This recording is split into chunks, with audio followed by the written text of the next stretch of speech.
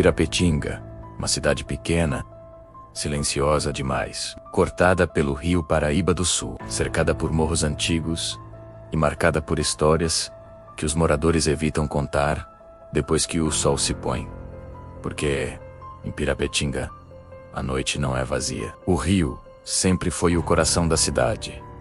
Durante o dia ele traz vida, mas à noite ele muda. Pescadores experientes relatam ouvir passos dentro d'água, como se alguém estivesse caminhando no fundo do leito do rio. Há quem diga que, em noites sem lua, o reflexo na superfície escura mostra pessoas que não estão ali, figuras paradas, imóveis, apenas observando a margem. E se por acaso alguém escutar o próprio nome sendo chamado do meio do rio, os mais velhos têm um aviso sério.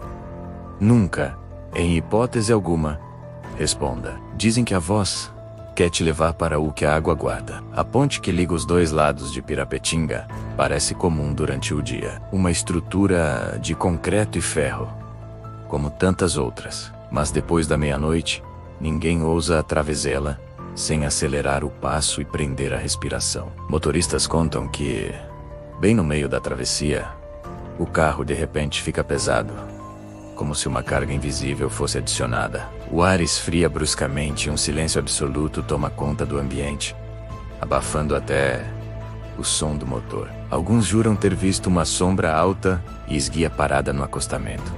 Ela não se mexe, não tem rosto, só observa. E quando o carro finalmente passa, o verdadeiro terror começa. A sombra aparece no retrovisor, mas não mais do lado de fora. Ela está sentada no banco de trás. Não muito longe dali, a antiga estação ferroviária se deteriora, em silêncio. Um monumento ao progresso que parou no tempo.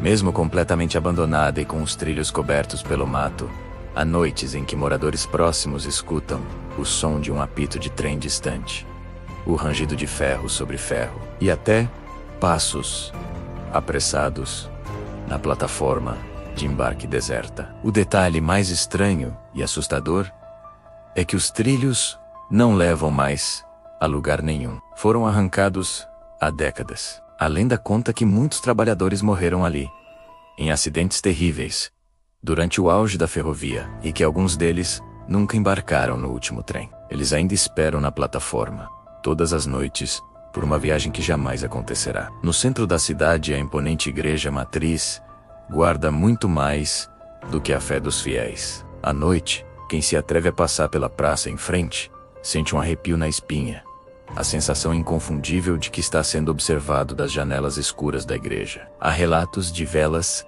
que se apagam sozinhas dentro do santuário trancado, portas que rangem pesadamente, mesmo sem uma brisa sequer, e um cheiro antigo e peculiar que impregna o ar, uma mistura de cera de vela derretida com terra molhada. Os moradores mais antigos sussurram que, se você ficar parado tempo demais em frente à igreja, consegue ouvir o som de passos lentos circulando o prédio do lado de dentro. Mas quando você olha pelas frestas, não há absolutamente ninguém. Se a cidade já é assustadora, os arredores rurais são onde o perigo se torna palpável. Nas estradas de terra que cercam Pirapetinga, luzes estranhas costumam aparecer na escuridão. São luzes baixas, de um tom azulado, que piscam ritmicamente entre o mato alto. Quem é tolo o suficiente para seguir essas luzes, pensando ser uma casa ou um carro, se perde de uma forma inexplicável. O caminho familiar muda de repente.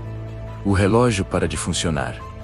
E o silêncio da mata se torna pesado, opressor. Alguns sortudos conseguem voltar horas depois, desorientados e sem memória do que aconteceu. Outros nunca mais são vistos. Os moradores mais velhos sempre dão o mesmo conselho. Pirapetinga é uma cidade tranquila, mas só enquanto você respeita a noite, porque quem se arrisca a andar sozinho depois de certa hora, quem atravessa a ponte sem fazer uma prece, ou quem responde a chamados que vêm do rio, nunca mais volta a ser o mesmo. Pirapetinga não grita, ela sussurra. Nas águas escuras do Paraíba do Sul, nos trilhos esquecidos pela ferrugem, na ponte silenciosa e nas ruas vazias depois da meia-noite. O terror aqui é sutil, ele se esgueira pelas sombras. Então, se um dia você estiver por lá e sentir que alguém está te seguindo, não corra. Não responda a nenhum chamado. E principalmente, não olhe para trás. Porque em Pirapitinga, nem todos os mortos foram embora.